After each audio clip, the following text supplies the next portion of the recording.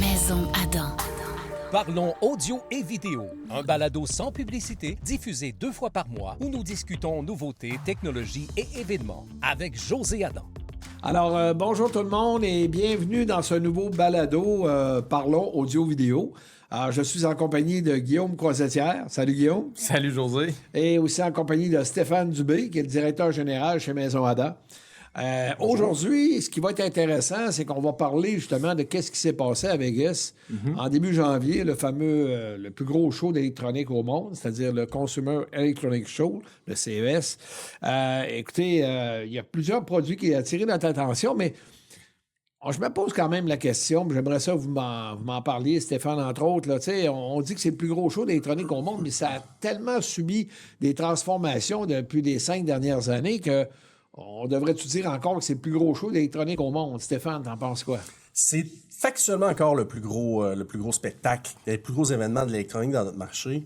Il y a encore 4300 exposants au-dessus de ça, pas loin de 140 000 personnes qui se présentent à chaque année. Cette année, ça a été la plus grosse année. C'est quand même intéressant, mais il y a quand même beaucoup de transformations dans le CES, par exemple. Ben oui, c'est pour ça que j'ai de la misère à croire que c'est... On peut dire que c'est surtout de l'électronique. Il y a tellement de voitures. L'intelligence artificielle était tellement partout. On ne parlait que de ça.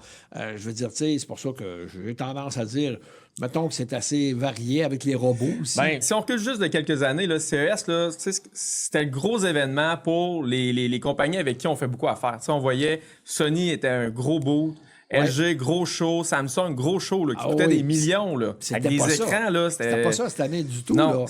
On était loin de ça. Ah oui, bien, cette année, c'était loin de ça. Fait que, tu sais, ça a changé pour, je te dirais, notre domaine. Parce qu'avant, on se reconnaissait beaucoup au CES dans ces lancements des nouveaux produits, les compagnies présentaient une nouvelle technologie, les compagnies de téléviseurs, d'électronique auxquelles on est habitué au Canada, tu sais. Ouais. Mais ce qu'il faut comprendre avec le CES aussi, c'est que c'est beaucoup le marché émergent. C'est là que les Coréens ont commencé à prendre la place vis-à-vis les Japonais dans le tournant des 2000. Puis là, aujourd'hui, c'est la Chine qui essaie de travailler fort. Oui, parce qu'il y a quelques années, la Chine était là. Oui. Mais tu sais, ils étaient comme en background. C'était en arrière, ils présentaient leur petite technologie, les nouveaux produits. Mais en avant, c'était les compagnies occidentales, c'était les compagnies japonaises, coréennes. Puis là, on dirait que cette année, ou peut-être depuis l'année dernière, là, il y a vraiment un switch qui s'est fait. C'est les compagnies chinoises vraiment là, qui mettent de l'avant l'IA cette année. C'est sûr que ça a été ça. Tout ce qui gagne à être connu. Puis des compagnies comme Samsung, Sony, LG ont encore besoin d'autant de visibilité. T'sais, c'est aussi un partenariat. Je pense qu'ils n'ont pas le choix de ne pas être là. Ils sont encore là. Mais c'est plus la même réalité que ça a déjà été à l'ancienne, où est-ce qu'ils devaient se battre et montrer que leur technologie était bonne. Exact. Là, ils sont comme établis. Ils sont établis. Ils ont peut-être plus besoin de faire un aussi gros show que ça. Les gens les connaissent. Puis à travers les réseaux sociaux, ben là, ils présentent les nouvelles technologies. C'est ça, ils de présentent plus en nouveautés. plus, les lancements se font de cette façon-là. Ouais, on fait juste penser à Sonos qui vient de lancer un nouvel amplificateur. Ils l'ont fait avec un podcast, un webinar. Donc, la façon d'informer les gens a un peu changé. À l'époque, avant les médias sociaux, avant Internet, etc., c'était la façon d'avoir tous les journalistes diffuser de la nouveauté. Et là, ça a complètement changé. Mais c'est plus que ça aussi.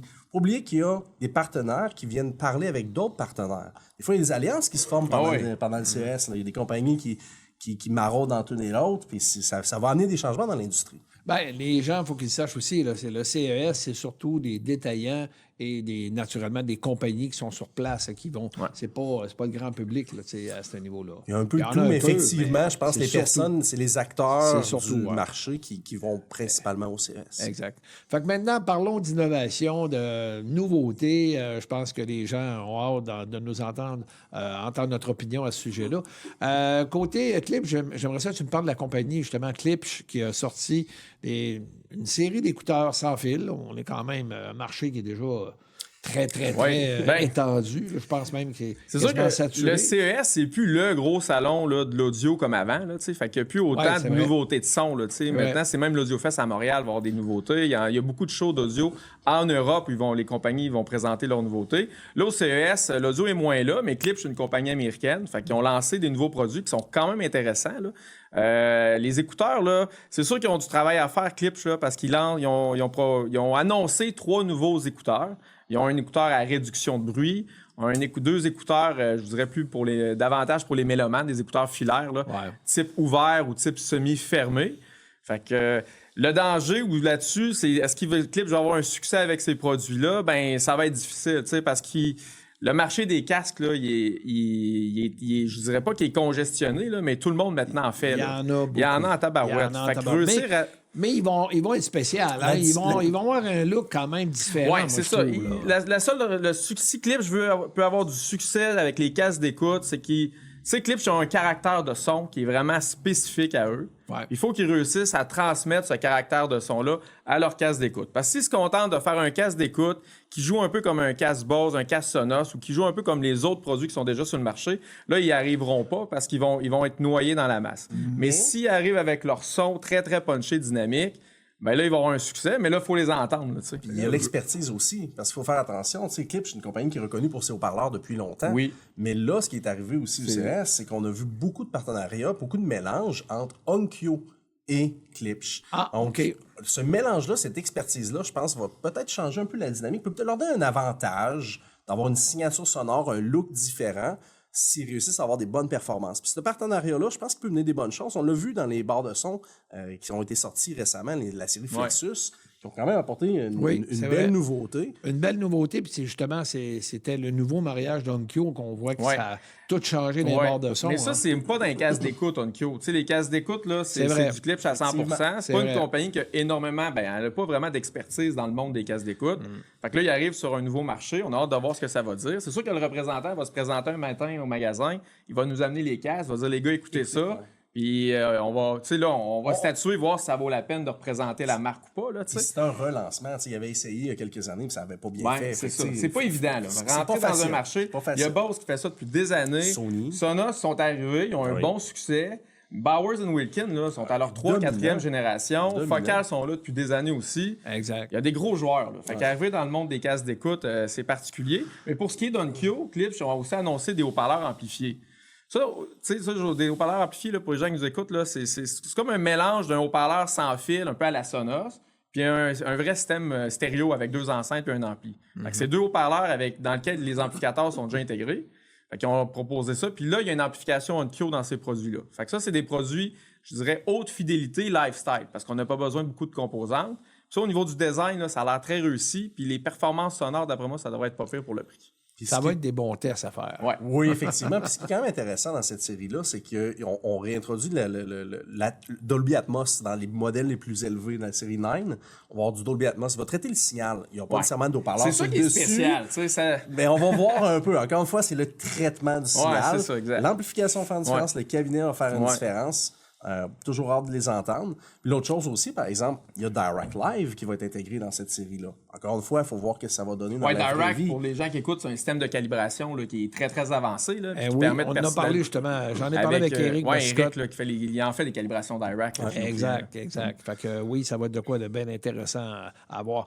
J'aimerais qu'on parle d'une autre compagnie américaine, SVS, c'est-à-dire la compagnie qu'on a rentrée chez Maison Adam l'année passée. D'ailleurs, Stéphane, peut-être tu pourrais nous parler de qu'est-ce qu'il y a de nouveau, qu'est-ce qu'ils ont lancé au CES. On parle d'une nouvelle série qui s'appelle la série 3000 Evolution. Alors, barre de son et caisson de basse, très performant. Il faut voir encore une fois que le SVS est assez nouveau chez nous, mais très satisfait jusqu'à présent. Je pense qu'il y a un bon mix de prix, de performance. Je pense que c'est intéressant. La série 3000, il faut comprendre que c'est leur série la plus populaire dans le line-up. La série 1000, 2000, 3000, puis des séries plus élevées. Donc là, ils ont repris des technologies qui venaient des séries Ultra, puis ils l'ont ramené dans la série 3000. Donc là, on va doubler la puissance, même plus que ça. On passe de 800 watts de l'ancienne série 3000 à 1200 watts dans la nouvelle série. Puis ça, on parle en RMS. En pic, c'est 4000 watts. Aïe, aïe. Donc, ils ont réussi à changer le module d'amplification qui est un peu différent. Fait que j'ai hâte de voir. Ils ont changé la bobine pour le haut-parleur. Ils ont changé le matériel. Donc, ça risque d'être assez performant. Disponible en caisson scellée, en caisson ventilée. Même principe aussi. Système de calibration de DSP qui est quand même assez avancé chez SVS. Hâte d'entendre cette nouvelle série-là. Puis même pour les installations, ils ont rajouté des branchements XLR, des choses comme ça, parce que de plus en plus, on voit 2, 3, 4 subs s'installer dans les cinémas maison. Fait que ça nous permet une meilleure flexibilité d'installation avec le branchement XLR. Fait que non, je pense que c'est une belle nouveauté. Oui, absolument. Puis en passant, quand on parle de 3-4 subs, c'est pas pour les condos, c'est pour les maisons. Même les sous-sols, je dirais, les sols bien isolés. Puis, Oui. Puis à travers ça, ben, il y a la série micro qui était aussi populaire, qui a été renouvelée. Mais comme tu l'as dit... Ça, c'est bien. Ça, tu vois, je savais pas. Ouais. Parce que des petits subs, il y a beaucoup de monde qui nous les demande, justement pour les condos. Là. Ils veulent pas des haut-parleurs de 12 pouces qui vont avoir des longueurs d'onde qui vont déranger tout le monde. Là. Ouais, c'est ça. Fait qu'un petit sub micro, là, ça, il avait dit continuer, puis j'étais déçu. De Exactement, 2 9 pouces. Donc, au lieu d'être un 8 pouces, ça grossit un petit peu la membrane. Mais encore une fois, l'amplification qui est changée, puis le DSP. C'est une belle solution pour des pièces un petit peu plus petites. Ouais.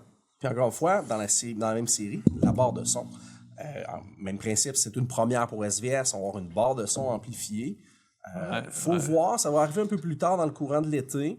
On va sûrement avoir de la basse. Ben, en fait, il y a 2 sorties de sub pour une barre de son, c'est quand même assez particulier. Okay. Ça va se vendre en ensemble avec un petit haut-parleur, avec un sub sans fil. On va pouvoir acheter les arrières sans fil. Quand même une belle nouveauté. J'ai bien hâte d'entendre ça parce que SVS donne un bon rapport performance-prix à l'heure actuelle. Ouais, ben Guillaume, on va avoir bien des tests à faire. Exact. Exactement. Là, j'aimerais aussi, j'ai vu un lancement du côté de la compagnie Project. Project est une compagnie autrichienne qui fait spécialisée vraiment dans les tables tournantes. Ouais. Tables tournantes faites à la main. Et on les garde depuis un peu plus que 10 ans, hein, si je ne me trompe pas. J'aimerais ça, Guillaume, tu nous parles peut-être de cette nouvelle table qui s'appelle Début Référence 10. Ouais. Donc, c'est dans la série Début qu'on connaît bien. Ça veut dire que c'est une table qui se veut relativement abordable, là, tu sais. Pour un très haut de gamme, parce que vraiment, j'ai vu la qualité, là, c'est vraiment très bien fait. Mais là. c'est pas une table qui vise des prix de 3-4 000. Là. Tu sais, là, si je regarde présentement aux États-Unis, les prix US, là, ça tourne aux alentours de 1400. Là. Fait que, faut imaginer peut-être une table qui va se détailler ici au Canada. Un petit peu en bas de 2000. Ouais, c'est ça, un peu en bas de 2000. Mais vraiment, là, tu sais, Project, ils sont bons Project là, pour vraiment. Ils ont un gros line-up de tables tournantes. On le voit qu'ils ont une bonne capacité de production. Fait qu'ils arrivent avec des tables tournantes qui, pour le prix, là, sont vraiment très, très complètes. Puis avec cette nouvelle table-là, ils ont tout mis ce qui est très important dans une table tournante. C'est-à-dire que, par exemple, si on regarde une table tournante, dans une table tournante, ce qui est important, c'est quand même la masse de la table. Donc là, on a un sous-plateau. Au lieu d'être en plastique, comme sur la majorité des tables, je dirais aux alentours de 1500-2000, c'est un sous-plateau, mais complètement en aluminium. Donc, ça devient très, très lourd, ça apporte de la masse, puis ça permet d'avoir une table qui va être plus stable lorsqu'elle va tourner. On va avoir une meilleure stabilité, elle va mieux respecter sa vitesse de 33 tours et 1/3. Juste pour que les gens comprennent, là, le sous-plateau, ce n'est pas justement le plateau que l'on voit, puis qui est toujours soit en aluminium, qui est toujours rigide, là, ou en acrylique. C'est vraiment là où est-ce que la courroie, elle, va faire son entraînement. Exact. C'est exactement ça, oui. Sous-plateau en aluminium. C'est une table aussi qui va avoir un plateau par-dessus le sous-plateau qui va être en acrylique. L'acrylique, c'est un bon matériel. Si on pense juste à la table Marantz ce qu'on vend depuis quelques années, la TT15S1 entièrement en acrylique. L'acrylique, c'est un matériau qui est choisi parce qu'il ne résonne pas. Une table, il faut que ça soit assourdi le plus possible, parce qu'une aiguille, c'est petit et ça capte tous les sons qui sont autour. Là. C'est vrai. Puis après, ben là, c'est classique. Là, dans leur bonne table tournante, Project, ils ont mis un bras de 10 pouces en carbone. C'est un matériau aussi un peu comme les vélos. C'est un matériau qui a tendance à bien absorber les vibrations pour être le plus silencieux possible. Puis aussi, nouveauté, ils ont mis une sortie audio RCA, mais aussi une sortie mini XLR balancée. Ah, OK. Fait que, ça, c'est intéressant. Ouais. Puis généralement, là, moi, dans les tests que j'ai faits, avec les écoutes, là, généralement, quand on a un branchement XLR, ça joue un peu mieux qu'un branchement RCA, même quand les fils sont assez courts. Donc, le fait d'avoir une sortie audio XLR, ben, c'est un autre élément qui peut améliorer la qualité de son encore plus. Donc là, on a vraiment beaucoup de choses très, très intéressantes sur cette table-là, qui est normalement réservée à des tables beaucoup plus hautes, beaucoup plus dispendieuses, des tables à 2-3 000 $. Puis là, Project vont arriver avec un prix quand même assez compétitif en bas de 2 000 $. OK, c'est Moi, bon. ce qui m'impressionne de Project, honnêtement, c'est une compagnie qui décline tellement bien ses technologies, puis tu sais, le vinyle, ça fait des années que ça dure. Puis là, il y a une mode. Il y a vraiment beaucoup de gens, c'est reparti. Oh oui, on a eu des augmentations, même au Québec, des augmentations importantes, autour de près de 20 d'augmentation dans les ventes. Non, je pense que ça dépasse la mode. C'est la possession, c'est l'expérience qu'on vit qui est différente. Il y a 4-5 ans, on disait peut-être que c'était une mode, mais là, tu sais, c'est comme incarné dans le marché. C'est revenu solide dans le marché, oui, effectivement. Mais c'est quand même une technologie qui est quand même vieille. Puis ils réussissent à sortir une petite nouveauté, la décliner sur les nouveaux modèles. Ils réussissent, ils se relancent. Ça, c'est bon signe d'une compagnie qui essaie tout le temps d'innover puis de de ramener ces innovations-là dans toute leur gamme de produits. Mais il ne faut pas oublier que les vinyles d'aujourd'hui qui sont imprimés sont supérieurs à ce qui se faisait dans le temps. Oui, les galettes sont pas mal plus épaisses qu'avant. C'est pas mal mieux que c'était. Alors, tu sais, ça permet justement aux compagnies de dire, ben écoute, je vais améliorer, je vais pousser encore plus loin. Qu'est-ce que ça va donner comme résultat? Puis ils sont impressionnés de voir le résultat comme on l'est nous aussi. Oui, parce que le son d'un vinyle, il ne faut pas oublier. Là, c'est drôle parce qu'ils présentent au CS des vinyles, puis en même temps, ils présentent des robots avec l'IA. C'est quand même assez particulier. Là. Mais il reste que le son d'un vinyle, la technologie n'a pas encore réussi à le copier. Ouais. Là-dessus, on s'entendra pas. Je pense que le numérique va avoir une place dynamique. Oui, mais c'est pas. Je te dis pas que c'est mieux ou moins bien. C'est juste que ce caractère de son-là, la technologie n'a pas réussi à le. C'est pour ça que c'est populaire. Parce que c'est la possession aussi. C'est le rituel. C'est d'acheter, d'aller magasiner son vinyle, puis d'aller choisir un à un, de le déballer, c'est un peu tout ça, passer la brosse sur son vinyle. Je pense que c'est l'expérience qu'on vit au travers de ça est quand même complètement différente que de faire next sur des services de streaming. Si tu veux écouter, moi j'ai les deux chez moi, là, j'ai du vinyle. Quand je veux m'écouter un bon album ou je veux découvrir un nouvel album, j'aime bien mieux l'acheter. Puis là, je prends vraiment le temps. Puis là, je l'entends. Tandis que le numérique, là, le réflexe de changer là, ou de l'avancer, c'est pas pareil. Mais c'est des préférences. Encore une fois. Moi, je suis très numérique parce que je n'ai pas le temps, je n'ai pas l'espace de m'installer une belle table. Fait que je pense que c'est ça la beauté de l'audio, c'est qu'il y en a un peu pour tout. C'est ça. Mais si tu l'avais le temps, est-ce que tu prendrais le temps d'écouter une bonne table tournante? Oui, définitivement. C'est comme apprécier un bon vin. C'est comme un bon repas en famille. C'est une expérience différente. Effectivement. Vous avez raison. OK. Parfait. Alors maintenant, on va parler d'un sujet qui va naturellement intéresser tout le monde. On n'a pas encore parlé de nos fournisseurs en téléviseur. Alors donc, allons-y. Embarquons dans le sujet. Puis on le sait, là-bas, au CES, c'était sur les bouches de tout le monde. On ne parlait que du RGB. Alors, il y a eu des lancements là-bas, mais avant d'embarquer dans ce sujet-là, j'aimerais ça, Guillaume, tu nous parles du nouveau, en tout cas, d'un retour du wallpaper du côté de LG. Oui, ça, puis c'est peut-être même un peu à cause de nous autres que ça revient, ce téléviseur-là. Je pense qu'on a eu un impact, effectivement. On a dû avoir un impact parce que on a eu des échos jusqu'en Corée des commentaires qu'on avait. Effectivement, les dirigeants d'LG nous ont déjà parlé qu'on était un des meilleurs. C'est peut-être pour nous flatter aussi puis nous dire qu'on est bon. Probablement, mais je pense... Mais c'est parce que oui, comme tu dis, José, c'est un retour, le wallpaper, parce que c'est un téléviseur qu'on a tenu pendant un an. LG avait lancé un téléviseur OLED vraiment mince. Je revalidais hier, là, le wallpaper faisait 2,7 mm quand ils l'ont sorti il y a quelques années. C'était vraiment fin. Puis c'est un téléviseur qui était tellement fin que pour fixer au mur, là, c'était pas un support traditionnel. C'était un aimant que tu vissais au mur. Tu venais juste coller ta télé là-dessus tellement. Fait que c'était extraordinaire. Là. La télé du futur. Quand on a vu ça, on dit c'est sûr que ça va être un canon. Mais non, ils ont fait une erreur stratégique. Je dirais pas un flop, là, mais ils ont fait une erreur parce qu'ils ont attaché un produit haut de gamme. Parce qu'une wallpaper, c'est pas une télé qui se vendait à 2000$. C'est un écran à 6, 7, 8, 9000$. Puis ils ont fait l'erreur d'attacher à ce produit-là une barre de son.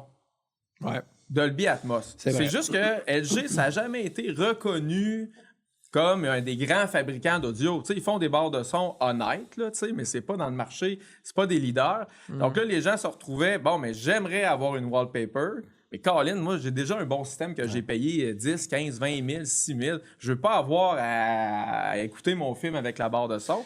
Puis à cause de ça, d'après moi, c'est la raison, mais la production, elle a arrêté. Mais ça brisait le look que je trouvais aussi d'avoir cette barre de son-là. Tu sais, tu avais une TV ultra mince, mais la barre de son était massive. Je pense que c'est un dilemme quand même d'ingénieur, parce qu'il fallait qu'il arrive à faire ça, d'avoir un boîtier sans fil. Puis là, pour le mettre électronique dans là, c'est ça. La nouvelle wallpaper, là, c'est là qu'on dit, ils nous ont écoutés parce qu'on leur a fait le commentaire. LG a dit, là, elle est belle, votre télé, c'est extraordinaire, mais crime de barre de son, c'est un méchant problème. Là. Les gens, ils en veulent pas, ils veulent juste l'écran. Mais là, ils ont ressorti le téléviseur wallpaper, mais là, cette fois-ci, il n'y a plus de barre de son. Donc, toute l'électronique, c'est un peu... Samsung ont déjà sorti cette technologie cette année. On a un téléviseur qui est 1/3 de pouce d'épais. Donc, qui va être comme une feuille de papier pratiquement qu'on va coller au mur. Puis toute l'électronique, la partie processing vidéo, les entrées HDMI, c'est dans un boîtier externe où on va brancher nos sources. Là, ce qui est bien maintenant, c'est que ce boîtier-là, il est même complètement sans fil. Exactement. Fait que là, pour l'installation, on va avoir de quoi, là. D'après moi, ça va être Il y a une bonne portée. Ça va être vraiment clean. Il y a une bonne portée parce qu'ils l'ont déjà sorti, ce genre de boîtier-là, chez LG. Sauf qu'il fallait le mettre absolument en face du téléviseur.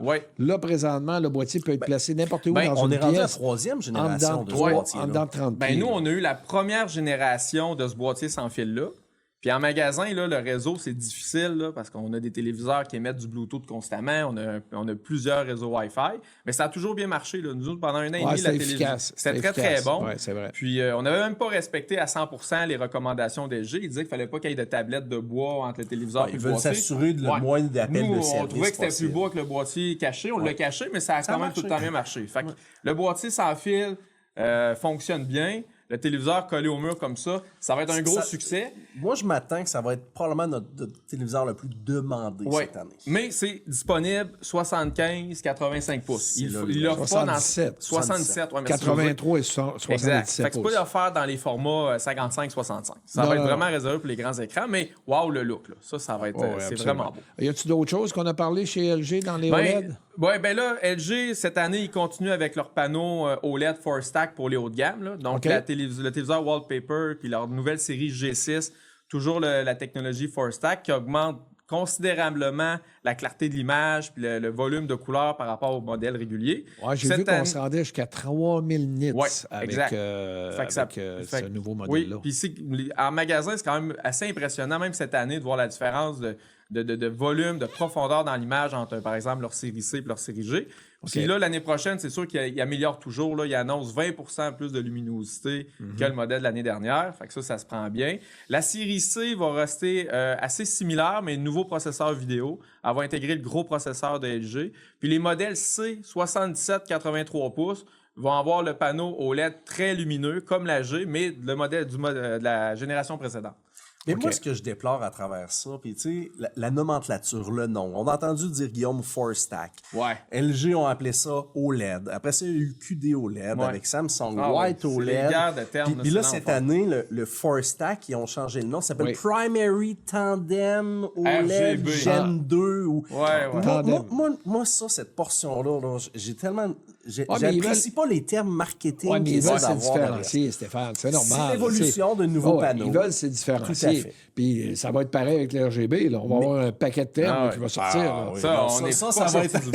C'est juste pour mêler le monde. Ah ouais, c'est pour ça qu'il faut qu'ils viennent. viennent. On va avoir du travail dans le prochain. C'est pour ça qu'il faut qu'ils viennent chez Maison Adam. C'est parce qu'ils veulent pas que les gens comparent, mettons, un Samsung à un LG. Il faut que ça soit difficile sur papier à comparer. Fait qu'ils ont des termes différents, mais souvent, tu regardes, quand tu creuses un peu, ben là, tu vois que les technologies sont très, très similaires d'un fabricant à l'autre. D'année en année, comme la technologie qui était dans la G5 cette année, aujourd'hui se ramasse dans la G6. Fait que, ils font évoluer le modèle haut de gamme, puis après ça, ils diminuent, ils ramènent à la gamme en dessous, généralement. Encore là, avec des exceptions. La 83 pouces est différente, la 48 est différente, la 65 est différente. Exact. Donc, il faut venir prendre le temps de magasiner puis de les comparer parce que c'est pas facile. Non, ça, je suis d'accord avec toi. Écoute, de ton côté, Stéphane, parle-nous donc un peu du côté de Samsung. Qu'est-ce qui est apparu cette année de nouveau? Si on commence avec les OLED. Bien évidemment, Samsung qui ont leur QD OLED maintenant, qui sont reconnus puis qui ont eu des années exceptionnelles de plus en plus Samsung parce que leur procédé de OLED est quand même différent. Encore une fois, une autre terminologie, mais le QD OLED permet une superbe luminosité. Mais là, leur modèle qu'ils ont cette année, la S95, ils vont s'attaquer à une autre chose, le look. Donc, je ne sais pas si ça va pogner à tout le monde, mais la S95 cette année, Guillaume en a glissé un mot, la minceur, mais surtout le cadrage. Donc, on dirait que c'est comme un hybride entre leur série Frame qui est très populaire, mais le OLED, puis avec plus de luminosité. Mais le nouveau modèle S95 H. D'ailleurs, ça, c'est drôle de fait. Ils ont passé de F à H, ils ont skippé le G. La LG s'appelle G quelque chose. Donc, les rumeurs sont qu'ils ont peut-être skippé la lettre G à cause d'LG. Mais là, on va tomber avec la nouvelle série qui va avoir le meilleur luminosité, mais surtout le boîtier qui va changer. Parlant de boîtier aussi, on parlait de One Connect tantôt avec LG, mais Samsung aussi vont apporter de la nouveauté. Leur S95, on va avoir une possibilité d'avoir un boîtier externe sans fil sur la S95. Puis il va y avoir quand même des branchements sur le téléviseur. Donc, ça devient une sorte d'option d'avoir ce modèle, ce One Connect-là à part. J'ai bien hâte de voir ce modèle-là. C'est un look. J'ai eu la chance, je suis allé un peu avant Noël d'aller à Toronto chez Samsung. J'ai eu la chance de voir ce téléviseur-là. Premier visuel, wow! Maintenant, est-ce que ça va faire dans tous les salons? Non, c'est ça. Ça fera pas autant l'unanimité que la wallpaper. La non. wallpaper, c'est incontestable, Ouais. c'est magnifique. Mais les autres belles choses, par exemple, c'est que la S90, ben là, ils vont prendre le filtre anti-reflet qui a été hyper populaire cette année dans la S95. Ils vont le ramener dans la S90. Mais l'anti-reflet, mais ça, c'est ça. Il progresse. Il va y avoir une progression sur l'anti-reflet sur la S95. Mais c'est ça. Les compagnies LG et Samsung, c'est drôle. Hein, parce que ils se relancent. Ils se relancent tout le temps, tout le temps. Oui, mais c'est ça qui est excitant pour Ben nous. oui, c'est ça qui fait que ça progresse. La compétition, c'est tout le temps bon. C'est bon pour les clients. Oui, c'est ça. Parce que, tu sais, rapidement, LG, il lance un téléviseur frame cette année. Oui, Samsung, ils font la galerie. Là, ils sortent un téléviseur gallery. Là, je disais, LG va offrir 100 œuvres d'art. Ils vont rendre disponible 100 œuvres d'art par mois gratuitement. Samsung, il y en a 20. OK. Tu sais, là, fait qu'ils se relancent demain. Mais où je voulais en venir, c'est l'anti-reflet de la G. Il a évolué aussi. Ouais. Il semblerait que la G, je ne l'ai pas encore vu, mais avoir une nouvelle dent anti-reflet qui va limiter le reflet à moins de 1%. Oui, il paraît qu'elle est extraordinaire. Ouais. Mais ce qu'il faut faire attention, c'est qu'il y a des approches différentes dans l'anti-reflet. Il va y avoir des finis mat, des finis glacés. Donc, on peut appliquer un anti-reflet sur la première vision, sur la première couche qui va être mat. On peut le mettre aussi derrière. Donc, on va avoir un anti-reflet qui va donner différent. Fait que ça ne veut pas dire que c'est nécessairement mieux. Il y a des choix technologiques différents qui vont ramener des contrastes différents. Encore des beaux tests à faire. Hein? Exact. Mais S95, S90, je pense que ça va être des modèles vraiment intéressants cette année. Ouais. Mais il ne faut quand même pas oublier que leur série Lifestyle, la série Frame, on a glissé un mot, mais tu sais, Samsung innove toujours à chaque année. C'est tout le temps de se refaire. On l'avait vu avec la Cero à l'époque, qui essayait de faire une télé qui était quasiment un téléphone qu'on pouvait tourner. La Serif, les télés qui sont sur chevalet. La Frame qui est hyper populaire. Mais là, cette année, l'année passée, ils avaient amené la Frame Pro. Oui. Mais là, ils vont avoir encore des changements dans la série Frame. Là, on va avoir plus de boîtier dans un, dans l'autre, un boîtier sans fil. Donc, on va avoir quand même une évolution vers ça qui est pas à oublier. Moving Style. On vient de le recevoir en magasin, ça. La télé, ouais, je le sais. Ben, je suis pas sûr. On l'avait déjà avec LG. Oui. Mais encore une fois, les deux compagnies qui se relancent, LG, Samsung ça fait pas été un succès phénoménal. Non, mais c'est un gadget. C'est un gadget. Mais moi, je vois quand même l'utilité où est-ce que quelqu'un qui est en télétravail, sa télé qui va avoir dans un coin, il la décroche, il branche son portable, ça devient son deuxième écran. Moi, je l'ai vendu beaucoup à des personnes plus âgées en condo, là. Puis là, ils veulent se déplacer avec leur écran là, dans la cuisine. Ça, pour eux, ça a bien fonctionné. Là. Ou même sortir la télé sur le patio. Ça nous permet de sortir la télé sur le patio. Fait que ça devient un bel hybride. Cette année, la Moving Style aussi qui a été présentée au CES. Mais on l'a déjà en magasin, si vous voulez la voir. Mais c'est quand même des nouveautés qui sont non négligeables chez Samsung. Maintenant, parlons du sujet là, qui excite tout le monde pour expliquer aux gens c'est quoi cette nouvelle technologie. D'ailleurs, c'est Samsung qui a fait un gros lancement avec un 130 pouces à Vegas. Il y avait aussi le 115. On a su que le prix du 115 tournerait autour de 40 000 Canadiens. Le 130 mais le 115 pouces, est déjà disponible dans le micro. Fait que oui, c'est là la discussion au CES, sur toutes les lèvres, le RGB. Samsung ont présenté le RGB 115 pouces déjà, mais là, ils sont arrivés cette fois-ci avec 135 pouces, avec un design complètement différent. Encore une fois, on essaie de faire évoluer la façon de mettre notre téléviseur. Parce que 135 pouces, ça rentre pas partout. Là. Non, ça commence à être gros. Ça va commencer à être gros. Oh, oui, c'est très gros même. Mais là, on est dans micro-RGB. Là, c'est vraiment de la nouveauté. Mais justement, c'est quoi ça, le micro-RGB? Ça part de où? Tu sais, je veux dire, c'était un dérivé de mini-LED ou micro-LED qu'on avait surtout vu puis qu'on croyait qu'ils se lanceraient, les fameux petits panneaux d'à peu près 12 pouces par 12 pouces qui s'intégraient un dans l'autre, c'est-à-dire un à côté de l'autre sur un mur, qu'on pouvait faire des grandeurs. On avait vu jusqu'à du 235 pouces à Vegas, là, lancé par Samsung. C'est-tu un dérivé de ça? C'est parce qu'il y a des différences, là. Il n'y en a pas une technologie qui est pareille. Il faut voir un processus d'évolution technologique dans ma tête. Parce que le RGB est une autre évolution qui découle de ce qu'on avait vu là de Wall. Oui, exact. Bien là, c'est ça. C'est que le micro RGB, Samsung nous le présente depuis des années. Mais tu sais, c'est des téléviseurs qui se détaillent 100 000. Tu sais, je veux dire, c'était pas réaliste. C'était pas 100 000, Guillaume, je pense que c'était 200 quelques mille. On se l'est fait offrir, Stéphane, il y a 3 ans, pour l'avoir en magasin. Il nous l'offrait, mais on avait un 110 pouces. Puis c'était effectivement dans les 150 000. C'est une présentation technologique. Ça ne sert pas à être vendu, ça sert à développer la technologie. Pour répondre à ta question, dans le fond, le RGB qui était présenté au CES, c'est un dérivé du micro RGB. C'est simplement que probablement que les compagnies sont pas capables de réduire le prix des téléviseurs micro LED qu'on s'est fait présenter.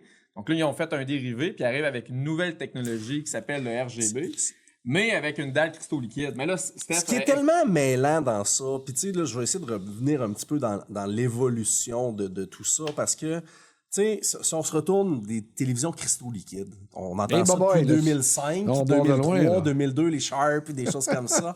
Puis, tu sais, grosso modo, on peut 2005, faire évoluer... c'est la Plasma qui est sortie en 2005. Merci, José. Puis, je dirais à peu près dans les mêmes années. La même année, il a sorti du côté d'ACL, le mariage que Sony avait eu avec Samsung. Qui commençait à travailler conjointement, on a sorti, exactement. Mais, tu sais, grosso modo, ce qui peut évoluer, c'est le panneau cristaux liquide, mais il y a le rétroéclairage. Fait que là, on va parler surtout de rétroéclairage. Avant, à l'époque, on avait des CCFL. C'était comme des petits néons qui étaient derrière la télé, mais on devait l'allumer au complet. Ouais. Là, le plasma avait un meilleur contraste. Mais le plasma avait un meilleur contraste à l'époque parce qu'on allumait chacune des pixels. Exact. Donc, qu'est-ce que le cristaux liquide a fait? Ils sont arrivés avec les LED, avec des DEL. Donc là, on met la lumière en arrière du panneau, mais là, on est capable de l'éteindre localement. Exact. Donc, une belle évolution du rétroéclairage. On n'est pas au niveau du plasma ou du OLED encore parce que j'ai des zones. Fait que là, j'ai un autre défi. Comment je vais faire pour avoir plus de zones? Rajouter des LED?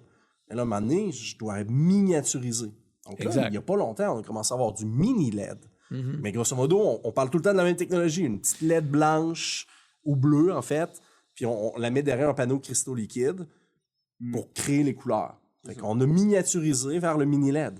Mais là, le RGB, c'est cette lumière-là. Là, on va venir la voir en 3 couleurs. Exact. Donc, elle a déjà vert, intégré les 3 couleurs. Tu sais, on se souvient, on revient en arrière, on regarde un exemple, les fameuses boîtes, les quantum dots, les fameuses boîtes quantiques. Oui. C'était pourquoi? C'était pour que la lumière passe à travers ces petites boîtes-là, où on retrouvait les 3 couleurs primaires. Exact. Là, maintenant, ils l'ont intégré, justement, dans la diode. Donc, on se trouve à avoir les 3 couleurs intégrées dans la diode, mais contrairement au micro-LED que Samsung a développé avec des panneaux, là, comme j'expliquais tantôt. Là, ici, on se trouve à avoir vraiment... On passe quand même à travers d'un panneau LCD avec la technologie micro RGB. La technologie micro LED, ça, exact. La technologie qu'on connaît actuellement. Parce que le micro LED ressemble beaucoup plus au LED. C'est un pixel unique qui s'allume, qui s'éteint, tout ça. Le vrai micro LED. L'objectif à atteindre du téléviseur qu'on a vu il y a quand même 3 années, mais qui n'est pas achetable, c'est le micro LED. Exact. Parce que lui a l'avantage d'être plus lumineux que le OLED. Puis d'avoir un noir aussi parfait. Mais le problème, c'est qu'ils sont pas capables de miniaturiser la cellule. Même principe que le plasma est mort à cause de ça. Il n'était pas capable de miniaturiser la cellule. Mais on est rendu quand même à des grosseurs. Écoute, on parle de micromillimètres. Excusez, là, mais c'est rendu petit en tabarnouche, les diodes. Là. Puis juste pour donner une idée aux gens, si on part du LED, OK, quand on est tombé, on est arrivé avec le mini-LED. On a comme, si vous voulez, multiplié par 10 le nombre de LED qui est apparu. Et pour donner un aperçu, on est passé à des dizaines de milliers. Là, on parle de millions parce que là, on est rendu avec du micromillimètre. On est rendu tellement petit qu'on est 6 fois plus petit encore que le LED. Donc, on est capable de monter jusqu'à des millions de zones. Mais on reste en zone. Pas de zones. Le million, c'est la grosseur. C'est ça, le nombre de diodes. Les zones, je te dirais, c'est plusieurs... On est rendu à plusieurs milliers de zones. Là, mais on n'est pas au million comme le OLED. On n'est pas la même chose qu'au micro-LED. C'est que le OLED, lui, tout est contrôlé séparé. Parce que là, on est obligé de contrôler par un certain nombre. Mais on va avoir des meilleurs contrastes que le mini-LED, ça, c'est clair. C'est complètement différent. En fait, le plus gros avantage versus le mini-LED, c'est qu'on va pouvoir avoir une meilleure colométrie. On va avoir beaucoup plus de profondeur de couleur. Exact. Ça, c'est quand même intéressant. Le RGB va amener cet avantage-là. Mais le micro-RGB de Samsung, c'est là que Samsung se démarque, c'est que c'est du micro. Il est plus petit. Il va être capable d'avoir plus de zones. On ne sera pas encore au niveau du OLED. On va peut-être avoir encore un petit peu de blooming autour des cellules. Non, il y a peu. Non, honnêtement, ce qui est annoncé, le blooming, le halo, on n'a plus de problème avec cette technologie-là. On l'avait encore dans le mini-LED. On l'avait amélioré par rapport au LED, là, mais on ne l'a plus avec le En fait, j'ai eu la chance, encore une fois, de voir cette télé-là chez Samsung avant le CS. Puis effectivement, je peux dire que j'ai été impressionné. J'ai pas vu cet effet de halo-là. Malheureusement, à ce moment-là, chez Samsung, j'ai pas pu comparer la micro-LED à côté d'une OLED ou d'autres technologies. Elle était vue à part. Mais je peux dire que c'était magnifique. J'ai entendu dire que tu avais fait cette comparaison-là en quelque part au Japon. Effectivement, effectivement. Parle-nous donc de ça. Tu as été invité par Sony. D'ailleurs, les gens, juste pour que vous sachiez, c'est quand même exceptionnel que Maison Adam ait été invité. On est au Québec. On est invité par Sony, puis il y avait... Je me trompe-tu? On était trois seulement détaillants au monde. 3 au Canada. Donc, il y avait un de l'Ontario, un de Vancouver et nous. On était une dizaine, je me souviens pas le chiffre exact, qui étaient des États-Unis. Mais là, on a eu la chance d'être invités directement à Tokyo, dans les bureaux chefs de Sony, pour nous montrer leur prochaine technologie. Puis au point, Sony était confiant de parler de technologie RGB, de dire la technologie de la prochaine décennie. OK. Puis je peux vous dire que ce qu'on a vu à travers ça, chez le RGB de chez Sony, puis une expérience complète, là, puis on a eu le privilège de parler avec les ingénieurs. J'étais dans la salle de Sony, on a le président du Sony Japon, président de Sony Canada, président de Sony États-Unis, qui nous accueille. Devant nous, il y avait un comité, c'était tous les ingénieurs de chacune des catégories.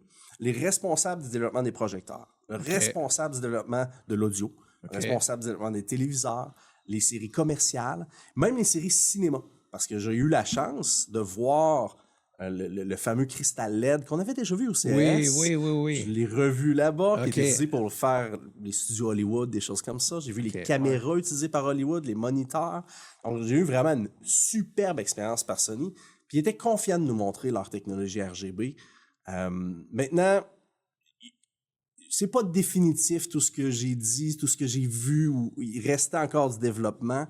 Même au CES, je m'attendais à ce qu'ils annoncent les numéros de modèles qu'on nous avait présentés là-bas. Ils n'ont pas annoncé les numéros de modèles, mais ils nous ont montré la confiance qu'il y avait. Ce que je peux vous dire, c'est que moi, j'ai vu la Sony Mini RGB ou Micro RGB. C'est la True Sony RGB. a décidé d'appeler ça True RGB. Parce que justement, les termes marketing sont tellement confus, ils ont ramené ça juste RGB. True RGB. Exact.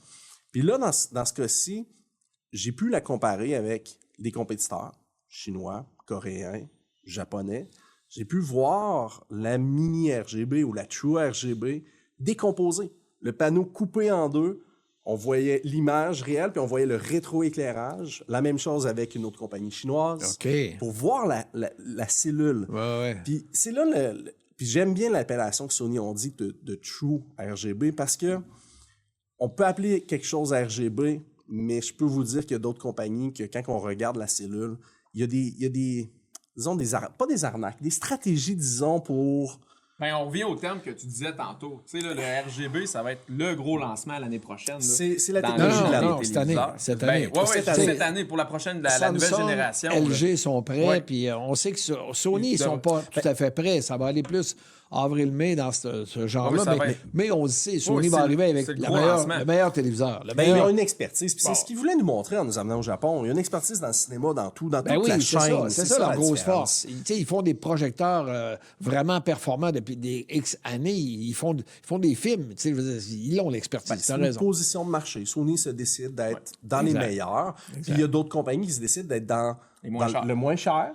Puis c'est pas qu'ils sont pas capables, c'est juste une question de qu'est-ce que je vise. Ils se positionnent différemment. Tu as dû sûrement remarquer que du côté chinois, comme on est habitué de voir quand nos gars font une réparation d'un téléviseur, c'est pas la même qualité. C'est pas la même qualité. Puis je peux dire que les chinoiseries, peut-être. Je peux dire que les chinoiseries, effectivement, comme j'aime les appeler, quand on regarde la construction, tu sais, Sony, il avait débâti complètement la télé. Là. On voyait le transfo, on voyait le panneau, on voyait les filages, on voyait absolument tout. C'est pas du tout la même chose. Fait qu'il n'y a pas juste la spécification. Je pense que le message de Sony, c'est pas juste le terme marketing. Il y a une qualité de construction qui est différente. Il y a une expertise qui est différente. Honnêtement, c'était une expérience qui était vraiment, vraiment intéressante. Moi, j'ai confiance à ce que j'ai vu.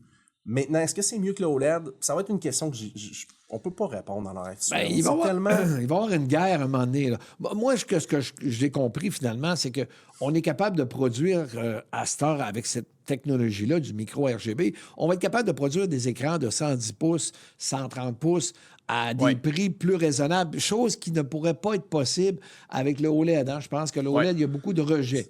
Quand on dépasse 60, quand on atteint plus que 70 pouces, 77 pouces. 83, tu sais, on le voit, là, les OLED, là, plus haut que 83 pouces, c'est quand même disponible, là. Ça Quelques existe. années. Mais le prix, sauf que les prix n'ont jamais bougé. le prix tu vois gonfle au niveau beaucoup de la plus. fabrication, c'est très difficile. C'est parce Parfois, qu'il y a une beaucoup de question rejets. d'usine, de Exact. production. Tu sais, c'est tout ça qui est difficile. Parce que c'est même beau d'avoir la meilleure technologie. On parlait de wallpaper avant. Ils l'ont intégré dans une barre de son parce que c'était un compromis qu'il y avait à faire. Il y a tout le temps des compromis industriels à faire. La DeWalt, elle existe. Samsung l'a fait, la meilleure technologie. Ils sont pas capables de la miniaturiser puis la vendre à un prix abordable. Fait que, tu sais, tout là, le défi, C'est ça. il se passe là. Tu sais, moi, je pense pas que le RGB, aussi beau soit-il, là, parce qu'on va les recevoir pour Samsung relativement bientôt. Oui. Fait qu'on va vous revenir, c'est sûr, on va revenir avec nos évaluations, parce qu'on les voit dans les shows, on n'a pas de contrôle sur ce qu'on regarde. Souvent, c'est des démonstrations, ils vont choisir une scène spécifiquement. Là, c'est sûr qu'en magasin, ce qui va être intéressant, c'est qu'on va pouvoir les comparer sur du contenu réel. Et c'est certain que le RGB, il y a un avenir, là, parce qu'au niveau de la clarté de l'image, de la définition, ça va être plus élevé. Il y a beaucoup d'aspects qui vont être supérieurs au OLED. Ouais. Pour Mais en même temps, l'OLED aussi, mais ses avantages. le OLED, le contraste, il est tellement bon, il est tellement élevé que là, pour les amateurs de cinéma, moi, j'ai hâte de voir parce que ça va jouer sur le contraste. Les noirs vont rester c'est toujours ça. plus profonds Exact. avec le OLED, à mon avis. Oui. Mais finalement, c'est au niveau de l'étendue des couleurs. Tu sais, la norme internationale, la Ouais, BT 2020, ouais. on atteint 100 Oui. je veux dire, de cette norme-là, alors que les téléviseurs actuels, on atteignait seulement que 70 de la norme. Donc, ça veut dire qu'on devrait dire « Wow, les couleurs sont encore plus éclatantes Oui. qu'ils étaient avant. » Ça, c'est vrai, mais quand on regarde, par contre, un contenu cinématographique là, avec une intention de réalisation, un film ou une série, Ouais. puis là, un réalisateur va jouer avec les ombres, il va créer une ambiance, là.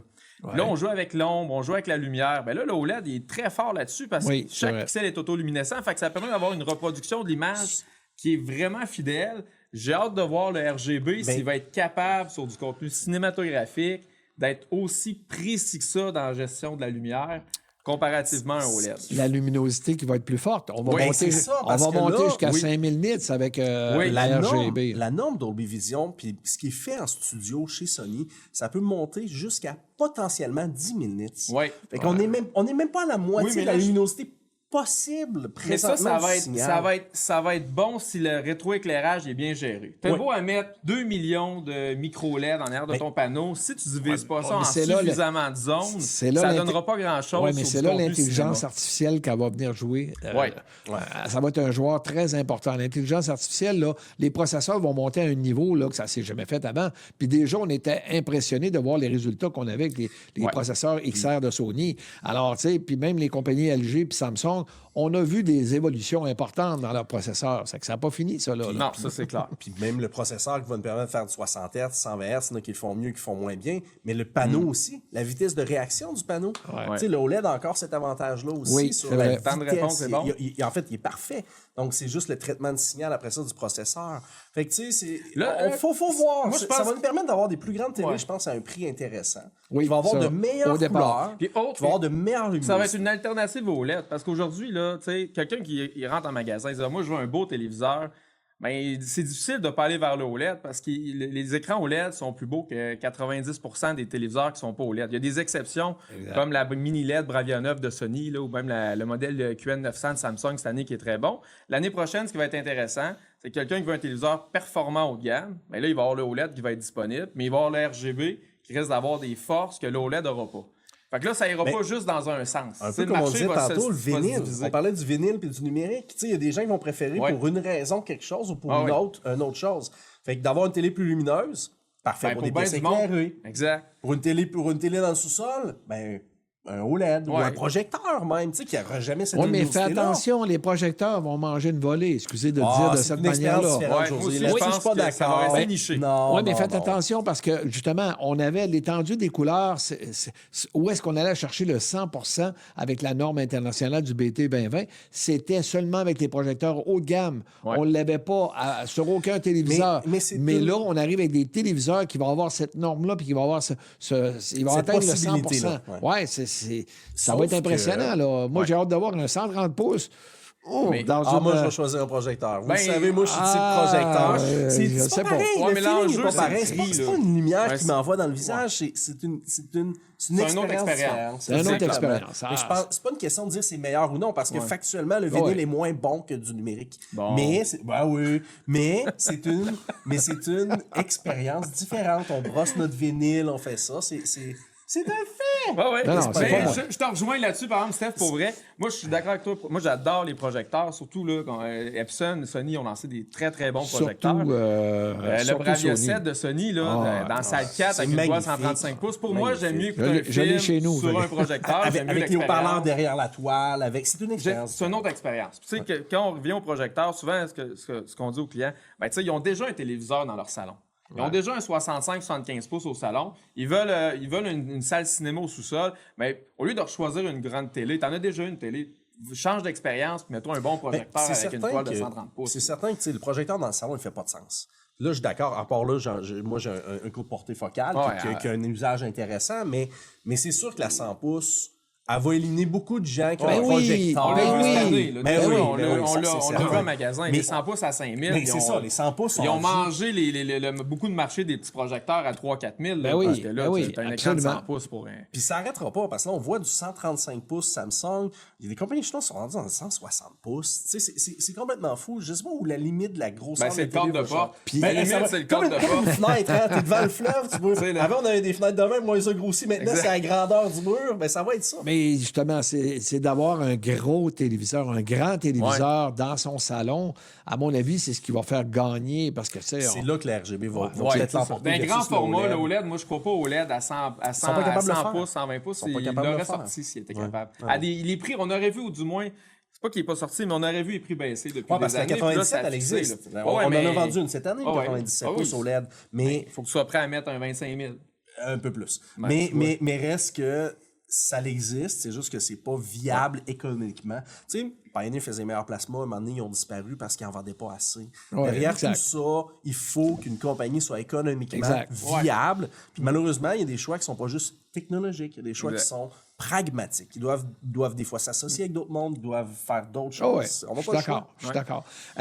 En passant, iSense a quand même sorti une autre technologie, eux autres, leur propre technologie qui s'appelle le le RGB micro LED Evo. Encore d'autres Oh my termes God. de Là, marketing. Les gens vont être avec une, mêlés l'année oui, prochaine on arrive avec avec une l'RGB. quatrième couleur Ouais. et on n'a pas, c'est pas du micro, là, c'est pas aussi petit. Non, c'est du mini, eux mais autres, qui appellent. on réussit à atteindre, tenez votre truc, là, on réussit à atteindre 110 avec notre norme internationale du BT 2020. Ouais. 110 Puis Mais- une luminosité mais- de 5000 nits aussi. Mais là, encore plus mêlant, puis là, je vais ajouter dans ça. Moi, le marketing de ça me dérange. On a une couleur cyan, il y a un autre modèle qui est du jaune dans une autre technologie. Il y a tellement de C'est terminologie bleu dans pâle, ça. la couleur, quatrième couleur qui rajoute. Mais il y a une autre technologie aussi dans le mini LED qui vont faire un jaune comme le Sharp le faisait à l'époque. Oh oui, dans le temps. Fait que le micro LED va avoir un cyan, mais le mini LED va avoir un jaune. C'était impressionnant, impressionnant quand on voyait qu'il y avait beaucoup de pissenlits là, sur Ouais, sur ça le faisait des terrain. beaux démos. Mais dans la vraie vie, Choisissent c'est leur du image, beau. là. Mais c'est ça. L'enjeu, là, le volume des couleurs il est important, mais l'enjeu pour le succès du RGB, il faut que ça soit capable, c'est le contraste. Puis là, on va voir des RGB qui vont présenter un volume de couleurs énorme, mais le téléviseur ne sera pas contrasté. Fait que ce volume de couleurs-là, il va seulement servir quand on va avoir une image ultra claire, comme on voit des démos dans les grandes surfaces comme ça. Tout le temps très bright. C'est facile d'avoir une belle image quand tout est lumineux, mais dans la vraie vie, là, quand tu regardes la télévision, c'est pas ça. Là. Mais ça permet de mettre un article c'est quand sur on la boîte regarde et surtout dire, c'est lumineux. les images normales. Là, je veux dire, c'est bien beau comme tu le dis, mais d'avoir des images spécifiques pour ressortir cette couleur-là. Mais c'est pas la réalité avec c'est les pour ça images qu'ils normales. font. Puis on est encore avec des services de télévision qui ne sont pas de la très haute résolution encore. Ça là, se tu sais, fait que- résume pas. La qualité d'une télé se résume pas aux chiffres qui sont écrits sur Exact. la boîte. Ça, c'est bien ça. Il faut venir le voir en magasin. La qualité de construction, le design. C'est pas juste parce que j'ai la meilleure couleur possible. Ouais, mais t'as pas de contraste. J'ai le meilleur d'un mouvement. Ouais, mais t'as pas de couleur. Ouais, je pense que c'est un ensemble de tellement de facteurs pour une bonne télé. Puis c'est pour ça qu'on est là. Puis c'est aussi pour gérer tout ça. Eh oui. C'est ça qui n'est pas facile. Mais on s'est attendu à une guerre Oui. quand même. C'est plaisant dans cette technologie-là. Ben, ça fait l'OLED ça fait évoluer la technologie. On met notre casque, mais là, on sort notre c'est un gun, peu- le drapeau, puis on s'en va à la Regarde guerre. les trucs, là, c'est une petite guerre fine. Il n'y a pas de mort là, il n'y a pas de mort d'homme. Là. Ouais. OK. Mais le OLED est là depuis des années. Le marché, Ça va faire 10 ans. Ça évolue. Ça fait 10 ans, ça a évolué, mais là, il domine le marché du haut de gamme. Ouais, absolument. C'est le fun de voir que les compagnies vont dire, gars, là, oui, c'est bon le OLED, mais on essaie de sortir de quoi qui va réussir à le surpasser. Ça. Le RGB, là, c'est sûr que ça va être vraiment intéressant. Ça fait des années qu'on n'aura pas... Ça fait plusieurs années qu'on n'aura pas eu une année aussi intéressante en nouveautés et en technologie. Puis, tu sais, c'est le consommateur qui gagne. Moi, je me rappelle, dans le temps, on achetait une TV, ça coûtait 3000 $, j'avais une 42 pouces, tu sais. Là, aujourd'hui, tu sais, on a tellement... On gagne comme consommateur. Puis c'est drôle, hein, les télés, il n'y a pas eu d'inflation dans les Non, télés, là, comparé c'est à vrai. tout le reste. Là. On achète une nouvelle télé, plus performante, au même prix que l'année d'avant, ou même moins cher. Mais C'est regarde, complètement je vais aller plus loin que ça. Là. On payait une Trinitron 27 pouces dans les années 90, 2000 $. Ah, les c'est gars. fou, là. Complètement fou. c'est 2000 ça. Fait que vive la 27 compétition. pouces. Vive Ça la vaut même compétition. pas 300 piastres Non. aujourd'hui. Ça n'a pas de bon sens. Fait que oui, les gens sont chanceux aujourd'hui de profiter de tous ces avantages-là. Puis c'est parce que les compagnies font des moves aussi importants. D'ailleurs, je vais en souligner un move qui m'a surpris, le mariage de Sony avec TCL. Ouais. C'est. Ouais. Je vois Guillaume J'aurais qui tendance rit, à dire je trouve what's ça the fuck, drôle. mais Ouais. Non, c'est- mais partenariat. Puis c'est drôle, hein, le timing, je disais tantôt, le CES, ça sert aussi à faire des partenariats. Moi, je suis convaincu que ça s'est finalisé au CES. TCL, Sony ont décidé de s'associer. Gros point d'interrogation. Pour Ben, faut les gens savoir. qui ne savent pas, c'est en 2027 que c'est effectif, là, en partant. Là, on va juste Ouais, exact. prendre ça un peu Exact. plus normal. Mais les technologies évoluent. Tu sais, Sony, Samsung et LG ont déjà vendu toutes leurs usines de cristaux liquides conventionnels pour se concentrer sur de nouvelles technologies. Ils ont vendu aux Chinois. Ben là, TCL, compagnie chinoise, s'associe avec Sony. Maintenant, ce qui va se passer, j'ai bien hâte de voir qui va bénéficier Il le faut plus. savoir, Moi, je Sony, pense qu'ils vont y garder, Sony, les ils n'ont pas d'usine vraiment à eux là, de Ça coûte trop fabrication cher. de télé. Ben non, ça là, coûte tu sais, trop ce cher. qu'ils développent, eux autres, Ben, c'est le traitement vidéo, c'est ils le ont processing eu vidéo. l'expertise. Ils ont Ils ont eu les l'expert- usines. Dans, Oui. le temps qu'il y avait des tubes Trinitron, Oui. ils avaient les usines. Quand ils ont sorti les petits téléviseurs, à ce moment-là, on avait des gros meubles, là, tu sais, des gros meubles de rétroprojection avec 3 canons. OK. Puis Sony avait sorti des plus petits téléviseurs, Les plus SXRD, compacts, exactement, oui. plus compacts, qui avaient un petit projecteur à l'intérieur, puis ils s'attendaient à être capables de faire une dizaine d'années avec ça, une décennie, mais la surprise a été en 2005, quand que Panasonic est arrivé avec le plasma. Ils étaient prêts avec le plasma, une technologie qui avait été présentée dans les années 80, imaginez-vous. Ouais. Et que ça a pris 20 ans Mais avant de c'est- développer C'est comme... là que je pense que peaufiner, Sony a ouais. fait quand même un bon move, parce qu'ils se sont associés à un grand fabricant. Exact. Puis Alors, ce fabricant-là... C'était Samsung à ce moment-là. Oui. Puis là, aujourd'hui, ils le font, Sony, avec TCL, Oui, les Chinois. c'est ça. C'est pas la exact. première fois que pas la Sony première fois. s'associe avec un Mais fabricant. Non, ils l'ont- l'important, quand c'est l'expertise. Ouais, c'est ça. Mais dans le temps, quand ils l'ont fait, le mariage, justement, c'est quand eux autres, ils ont perdu énormément avec la technologie de ces petites... Ouais, tu me disais qu'il y avait eu des milliers d'emplois de perdus au Japon. Oui, il a parce perdu qu'il fallait qu'ils ferment au-dessus de... Il avait tout fermé l'usine à ce moment-là. c'est là, ça. tu sais. Il avait arrêté de développer... Là, ce que... Il avait misé sur le mauvais cheval, finalement. Il y avait La mis- mauvaise technologie. Écoute, il y avait juste... Le plasma, c'était juste Panasonic. Puis ils ont C'est pris... ça a pris quasiment 20 ans à développer. Là. Fait que, tu sais, il faut comprendre que Sony a fait un choix quand même intelligent. Qui a été gagnant de ça? Ça a été vraiment Samsung. Moi, ce que j'ai pu voir, c'est qu'on a vu Samsung Ils ont bénéficié de cette... Oui, Ouais, c'est a intéressant, bénéficié ça. parce que OK. toute la technologie que Sony gardait pour eux autres, le marketing aussi. Tu sais, dans ce temps-là, Samsung était vraiment comme LG qui était Gold Star. Lucky On Gold était Star, dans des modèles d'entrée de gamme, surtout. On n'était pas dans les modèles plus spécialisés. On ne mettait pas autant d'emphase dans la recherche et développement. Donc, tout ça s'est fait avec l'opportunité que Samsung a eu de faire un partenariat comme il vient de se faire là, avec Sony et TCL. Donc, tout ça va faire évoluer aussi TCL. Là. Donc, j'ai hâte de voir parce que Mais toutes les compagnies craignent quand même les Chinois au Ben, niveau de la puissance qu'ils ont avec les manufactures qu'ils ont aussi. Alors, ça On va voit les nous amener où? Coréens maintenant qui partagent des technologies. Tu sais, on parlait de panneaux OLED. Samsung et LG maintenant collaborent. C'était deux grands rivaux. Puis ils collaborent maintenant pour le OLED dans certaines technologies. Fait que je pense que c'est vraiment un échiquier très, très large d'économie pratiquement mondiale de savoir qui va faire quoi. Puis TCL a la capacité de production. Ça, c'est indéniable. Puis Sony a la compétence intellectuelle. C'est indéniable. Maintenant, ça va être quoi le choix? On va voir. Tu sais, moi, à mon avis, Sony n'arrêtera pas de faire des téléviseurs. D'après moi, ils vont rester dans... Professionnel, plus haut de gamme. gamme. Sony, c'est ça. Ils vont viser le marché, quelqu'un qui veut un téléviseur de performance, il veut une qualité d'image, il veut du rendement. Puis TCL, eux autres, de leur côté, ils vont rester avec des rapports, des téléviseurs moins dispendieux. Puis il faut voir la compétition aussi chinoise, parce que TCL, Hisense, qui va sortir gagnant, c'est pas joué encore non plus. Ouais. On n'a pas encore confiance à ces produits-là sur la durabilité, la qualité. Il y a eu des poursuites, il y a eu plein de trucs qui nous amènent à ne pas prendre ce choix-là à l'heure actuelle, mais on doit continuer à regarder ça. Mais Hisense, l'année passée, on a lancé le RGB au CES. Hisense a fait un partenariat avec De Vialet. TCL vient de s'associer avec Sony. Fait qu'il y a un échiquier qui se passe même à travers la Chine de qui va s'allier au meilleur, comme LG, Samsung s'alliait avec d'autres mondes.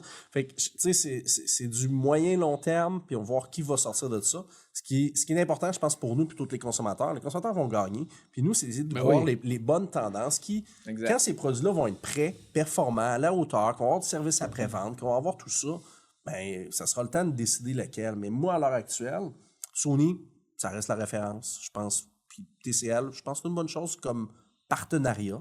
On verra dans 2 ans puis dans 5 ans. Exact. Puis nous autres, on va continuer à produire des choix de José pour que les gens soient au courant de quels sont les meilleurs achats à faire dans toutes ces catégories de produits qui vont émerger là, dans les prochaines années. Là. Ça va toujours être intéressant. Yes. Hey, les gars, écoutez, je pense qu'on a comblé beaucoup de consommateurs qui se posaient des questions sur qu'est-ce qu'il y a eu de nouveau puis d'excitant, puis c'est quoi cette technologie-là d'RGB. Je pense qu'on a répondu sûrement à plein d'autres questions.